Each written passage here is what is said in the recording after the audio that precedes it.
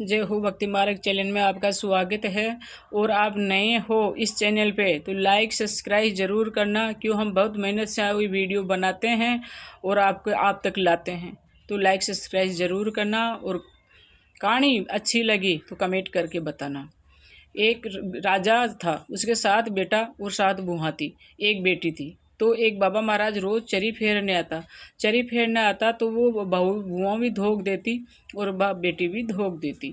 तो ब्राह्मण देवता बुआओं को तो बोलता तेरा आपका चूड़ा चूंदड़ी अमर रहो, और बेटी को बोलता है कि तेरा नैन गुड़ा अमर रहो। तो एक दिन बेटी अपने पिताजी से बोलती है कि पिताजी ये बाबा महाराज आते हैं, ये भाभी जी को तो बोलते हैं कि आपका चूड़ा चूंदड़ी अमर रहो, और मुझे बोलते हैं कि आपका नैन गुड़ा अमर रहो।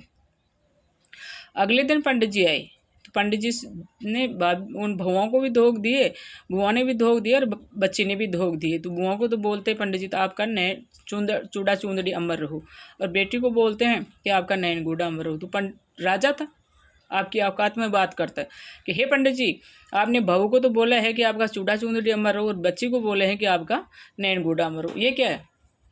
पंडित जी बोलते महाराज मैं क्या करूं, भाग्य की रेख है। बोले क्या है भाग्य की रेख, बताओ। बोले बाई के भाग्य में सुहागी नहीं लिखा है। बोले ऐसा क्यों? बोले मैं तो क्या बताऊं, तो इसकी कोई उपाय? बोले उपाय तो है पर बहुत कठिन है। बोले कहाँ है? बोले 7 समुद्रों के बीच में एक सोमा दोबन रहती है और उसके 7 बेटा 7 बुआ है। अगर उसको बच्ची की शादी में बुला ले तो बच्ची का सुहाग बच सकता है। तो अब राजा था, राजकुमार राजकुमारी को भेज दिया।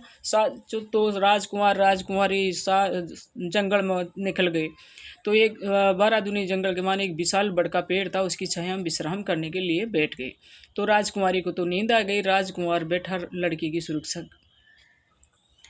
तो ऊपर बड़के पेड़ में एक चील का घोंसला था। चील का घोंसला में चील रोज बच्चा देती रही, एक सरफ हलाव आता तो उनके बच्चों को खा जाता। तो वो जूं ही सांप आए तो बच्चे चिर्राने लगे। तो राजकुमार की नज़र पड़ी तो राजकुमार सोचा इस घोंसले में बच्चे हैं, ये खाएगा। तो तीर चलाया और वो मर के नीचे गिर गया। और चील जब आई चुगाफानी करके तो उसको दूर से दी गया कि आज मेरे बच्चों का दुश्मन मुझे मिल गया, इसका सिर फोड़ूंगी। अब भगवान से बच्चे प्रार्थना करते हैं कि हे भगवान, हमें 1 मिनट पल के लिए जुबान दे दे, आवाज़ दे दे तो हम उन मामा जी को बचा लें। ये तो हमकी जान बचाई है और हमारी माँ इनका सिर फोड़ेगी। तो भगवान एक पल के लिए उनको आवाज़ दे देती है। आवाज़ देते हैं तो चील बच्चे बोलते हैं कि हे माँ ये तो मामा जी हमारी जान बचाई है, हमारा काल तो नीचे पड़ा है। तो चील आके उनका धन्यवाद करती है और कहती है कि हे भाई, आपको मेरे लायक कोई सेवा हो तो बताओ। तो राजकुमार बोलता है कि हे बहन, हमें 7 समुद्र पार जाना है, वहाँ एक सोमा दबुण का टापू है, हमें वहाँ तक छोड़ दो। बोले बैठो मेरे पंख पे बैठा के ले जाती है और पंख पर बैठा के ले जाके सोमा धोवन के टापू को छोड़ देती है। और वो सोमा धोवन के टापू के चारों मेर फर के उनके घर का रास्ता पता कर लेते हैं और वहाँ पूछ को जुड़ा काट के झोंपड़ी बना लेते हैं। और फिर झोंपड़ी बनाने के बाद वो रात को विश्राम करते हैं, सुबह 4 बजे ही जाते हैं। सोमा धोवन का सारा काम कर लेते हैं, गोबर पानी छाछ धार सारा काम करके सुबह वो लोग उठे उनसे पहले आ जाते। तो सोमा धोबन देखिए अपने साथ वहाँ है, रोज झगड़ा करते जी 6 महीना बड़ी शांति होगी। 6 महीना हो गया तो बड़ी सासू बोली बड़ी बहू को कि बहू मेरे तो जुआ देख दे। तो उस बाई ने उनको बैठाती है और कहती है कि बेटा आजकल तो बड़ी शांति है, घर में कौन काम कर रहे हो? कि पता नहीं माता जी, वही छोटी वाली करती होगी, मैं तो उठू तो सारा काम मिले जी, मैं मारी नहाऊँ दो, मेरे बाल बच्चों को नहलाऊँ दिलाऊँ, खाना खाएँ रेस्ट करें।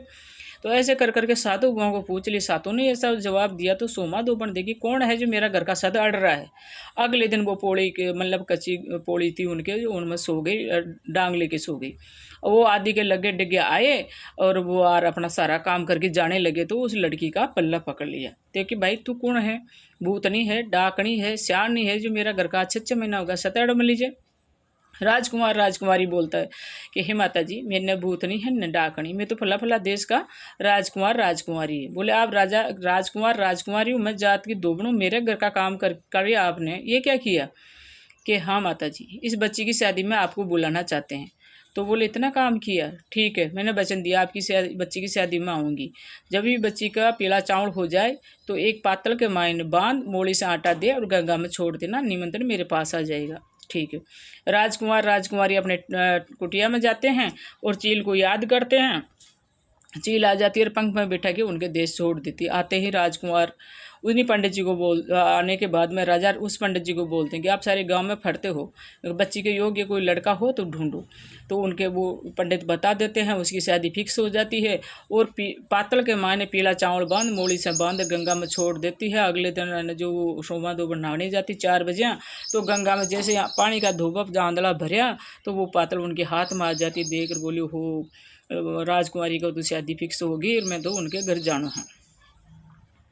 तो आपकी साध बुआ ने बोले थे कि मैं राजकुमारी की शादी फिक्स होगी, मैं वहाँ जाऊँगी और मेरे पाचे से कोई गधा भी मर जाए, कोई ढकनी भी टूट जाए सराई यानी, तो बाहर मत निकालना। और वो सोमा दोबड़ वहाँ चले जाते। राजा था, चारों मेरे पुलिस का पहरा लगा दिया, सब कुछ कर दिया। तो सोमा दोबड़ बोली जब बोले पानी की कमी ना हो तो होद टंग टैंकर सब भरवा लिया। जब लड़की की शादी हुई, आधा फेरा हुआ और लड़का लड़की बावा जीव ना होने लगा, उसी डाल तलवार के ऊपर शेर मंडा हुआ था, तो वो शेर बन के उसी राजकुमार को खा जाता है। राजा तलवार निकालता है, सोमा दोबड़ को कहता है कि हे माता जी, मैंने इसीलिए बुलाया था, मेरी बच्ची का सुहाग अमर करूँ। तो अब सोमा दोबड़ कहती है कि मैंने आज के जल लाओ, तो जल देखे तो जल सारा समाप्त हो गया। एक सराय में थोड़ा सा जल था, उसमें से संकल्प लिया सोमा दोबड़ ने और कहे कि आज दिन तक मैंने जितनी भी सोमवती माउस का व्रत किया है, वो व्रत का फल इस राजकुमारी को ले जाए और इसका सुहाग अमर हो जाए। और राजकुमार बेटे हो गया। ओहो, जय जयकार मनाने लगी। अब सोमा दोबड़ के तो मन में ऐसे लगी कि बेचैनी होगी। जब सोमा दोबड़ बोली भाई मैं जाऊँगा राजा जी, बोले नहीं आपको बहुत ठाठ से पहुँचाऊँगा। बोले नहीं आपका काम हो गया, मुझे जाने दो। सोमा दोबड़ चल जाती है। चलता चलता आगे गंगा आती है। गंगा आती तो भाभी स्नान करके बाहर निकलती तो एक बोल्डी का पेड़ मिल जाता है। बोल्डी का पेड़ मिलता है तो वह देखी कि